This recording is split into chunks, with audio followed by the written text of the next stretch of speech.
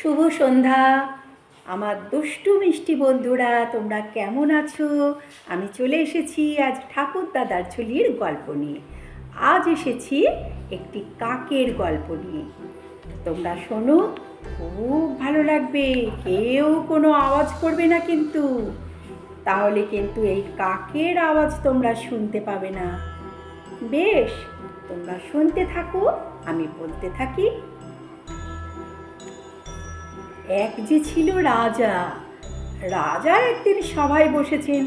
চারদিকে তার পাত্র মিত্র পার্ষদ সিপাই শান্তি মন্ত্রী কিচকিচ করছে। এমন সময় কোথা থেকে একটা পাখি কাক উড়ে এসে সিংহাসনের ডান দিকে উঁচু থামের উপর বসে ঘাড় নিচু করে চারদিক তাকিয়ে নিয়ে অত্যন্ত গম্ভীর স্বরে বলে উঠল, ক। আরে কিসের আওয়াজ? কথা নেই বার্তা নেই, হঠাৎ এরকম গম্ভীর শব্দ। সভা শুদ্ধ সকলের চোখ একসঙ্গে গোল পাকিয়ে উঠল। সকলে একেবারে একসঙ্গে হাঁ করে রইল। মন্ত্রী একতারা কাগজ নিয়ে কি যেন বোঝাতে চাইছিলেন। হঠাৎ বক্তৃতার খেই হারিয়ে তিনি বোকার মতো তাকিয়ে রইলেন। দরজার কাছে একটা ছেলে বসেছিল, সে ভ্যাঁ করে কেঁদে উঠল। যে লোকটা চামর দোলাচ্ছিল, চামরটা তার হাত থেকে পড়ে ঠাঁই করে মাথার উপর গিয়ে পড়ল রাজামশাইয়ের চোখ মুখ পাকিয়ে ঘুম ভেঙে গেল। রাজামশাই তখন ঢুলছিলেন হাওয়া খেতে খেতে। ব্যাস, ঘুম ভেঙে গেল। তিনি হঠাৎ জেগে উঠেই বললেন, জল্লাদ ডাকো। বলতেই জল্লাদ এসে হাজির। রাজামশাই বললেন, মাথা কেটে ফেলো। সর্বনাশ!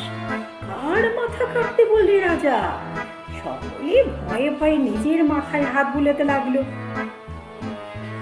রাজামশাই খানিকক্ষণ ঝিমিয়ে আবার তাকিয়ে বললেন, কই মাথা কাটো। জল্লাদ বেচারা হাত জোর করে বলল, আগে রাজামশাই, কার মাথা? রাজা বললেন, বেটা গোমুখ। কার মাথা? ওই যে বিটকেল একটা শব্দ করেছিল, তার মাথা কাটে।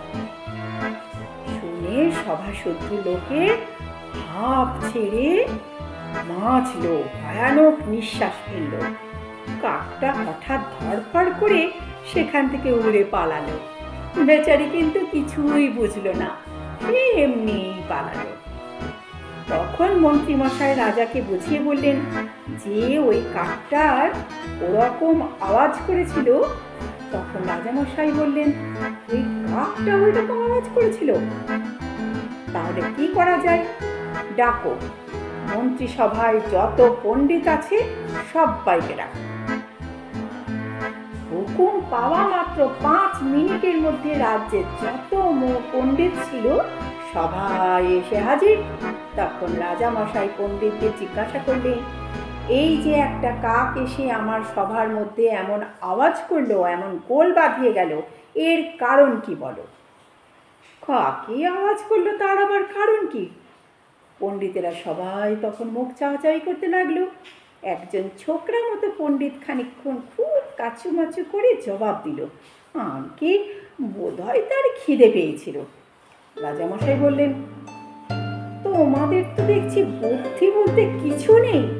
খিদে পেয়েছিল তা সভার মধ্যে আসতে কেন যাবে বাছা? এখানে কি মুড়ি মুড়কি বিক্রি হচ্ছে? মন্ত্রী, ওকে বিদেয় করো। সকলে মহা হম্বিতম্বি করে বললে, হ্যাঁ ঠিক ঠিক, ওকে বিদেয় করুন। আর একজন পণ্ডিত বললেন, কার্য থাকলেই তার কারণ আছে। বৃষ্টি হলেই বুঝবে মেঘ আছে, আলো দেখলেই বুঝবে প্রদীপ আছে।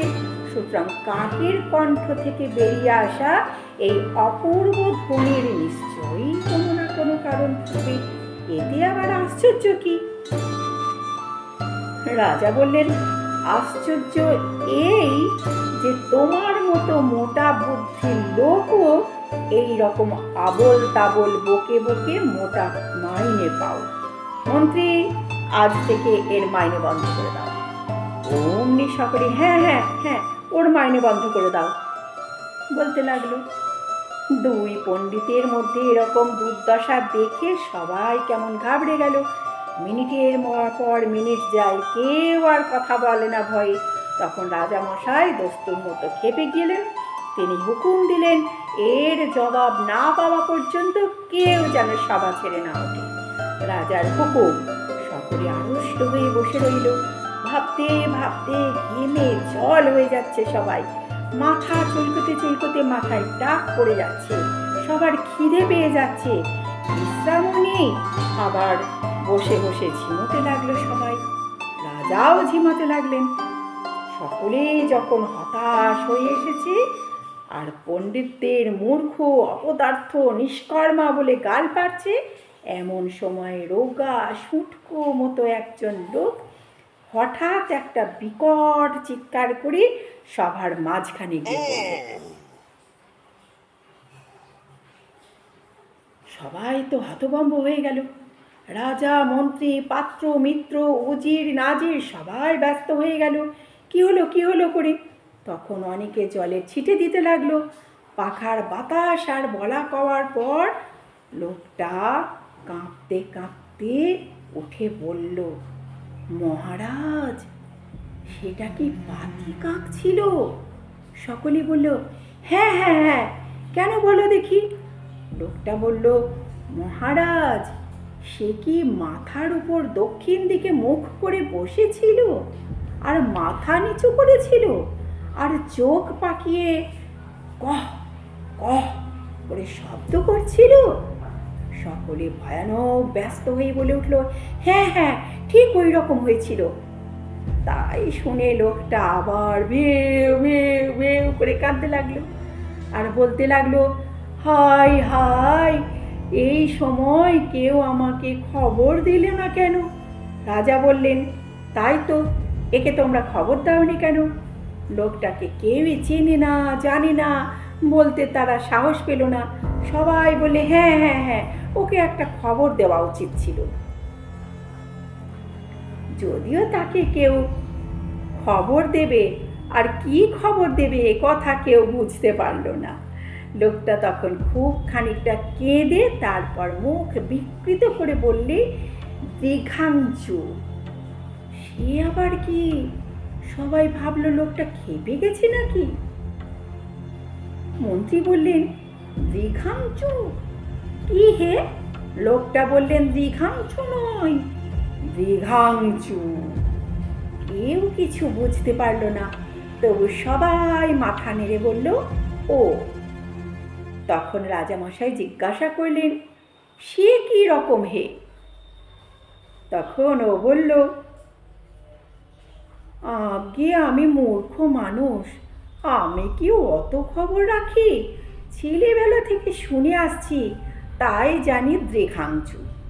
যখন রাজার সামনে আসে তখন তাকে দেখতে দেখায় পাতিকাকের মতো। সে তখন সভায় ঢোকে, তখন সিংহাসনের ডান দিকের থামের উপর বসে মাথা নিচু করে দক্ষিণ দিকে মুখ করে চোখ পাকিয়ে কহ কহ বলে শব্দ করে। আমি তো আর তেমন কিছু জানি না, তবে পণ্ডিতেরা যদি জানেন। পণ্ডিতেরা তাড়াতাড়ি ব্যস্ত হয়ে বললেন, না না, আমরাও সম্বন্ধে কিছু জানি না গো। তখন রাজা বললেন, তোমায় খবর দেওয়া বলে উচিত ছিল গো, তোমায় খবর দেওয়া হয়নি বলে এখন তুমি কাঁদছো, থাকলে তুমি কি করতে? লোকটা বললে, মহারাজ, সে কথা বললে যদি বিশ্বাস না করেন তাই বলতে সাহস হয় না। রাজা বললেন, বিশ্বাস করবে না? কার কথা মাথা আছে? তুমি নির্ভয়ে বলো, বলে ফেলো তাড়াতাড়ি। যে তোমার কথা বিশ্বাস করবে না তার মাথা কাটা যাবে। সভাসুদ্ধ লোকে তাতে হাঁ হাঁ করে সাঁই দিয়ে উঠল। তখন লোকটা বলল,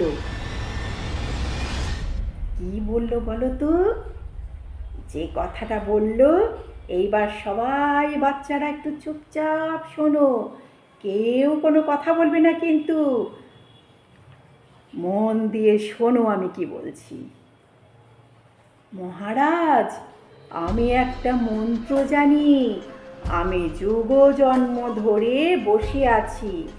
দীঘাঞ্চুর দেখা পেলে সেই মন্ত্র তাকে যদি বলতে পারতুম, তাহলে যে কি আশ্চর্য কাণ্ড ঘটে যেত তা কেউ জানে না। কারণ তার কথা কোনো বইয়ে লেখেনি এখনো কোনো লেখক।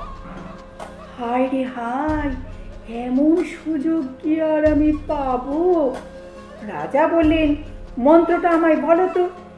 লোকটা বললে, সর্বনাশ, সে মন্ত্র দৃঘাংচুর সামনে ছাড়া আর কারো সামনে উচ্চারণ করতে নেই। আমি একটা কাগজে লিখে দিচ্ছি, আপনি 2 দিন উপোস করে 3 দিনের দিন সকাল হলে উঠে সেটা পড়ে দেখবেন। আপনার সামনে কাক দেখলে তাকে আপনি ওই মন্ত্রটা শোনাতে পারেন, কিন্তু খবরদার আর কেউ যেন সেই মন্ত্র না শোনে। কারণ পাতি কাক যদি দৃঘাংচু না হয় আর তাকে মন্ত্র বলতে গিয়ে যদি অন্য লোক শুনে ফেলে, তাহলেই কিন্তু সর্বনাশ। তখন সভা ভঙ্গ হলো। সভার সকলে এতক্ষণ হাঁ করে শুনছিল, তারা হাঁপ ছেড়ে বাঁচল। সকলে দৃঘাংচুর কথা, মন্ত্রের কথা আর আশ্চর্য ফল পাওয়ার কথা বলা বলি করতে করতে বাড়ি চলে গেল।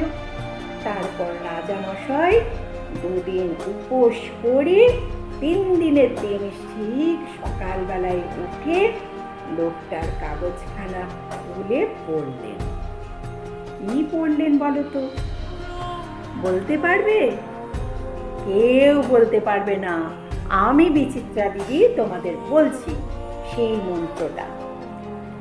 হলদে সবুজ ওরাং ওটাং ইট পাটকেল চিট পটাং, মুশকিল আসান উড়ে মালি, ধর্মতলা কর্মখালি। রাজামশাই গম্ভীরভাবে এটা মুখস্থ করে নিলেন। তারপর থেকে তিনি পাতি কাক দেখলেই লোকজন সব তাড়িয়ে দিয়ে তাকে মন্ত্র শোনাতেন আর চেয়ে চেয়ে দেখতেন কোনো রকম আশ্চর্য কিছু হয় কিনা। কিন্তু আজও পর্যন্ত দৃঘাংচুর কোনো সন্ধান কেউ পায়নি। কেমন লাগলো ছোট ছোট বন্ধুরা? আজকের মতো আসি, টাটা, বাই বাই।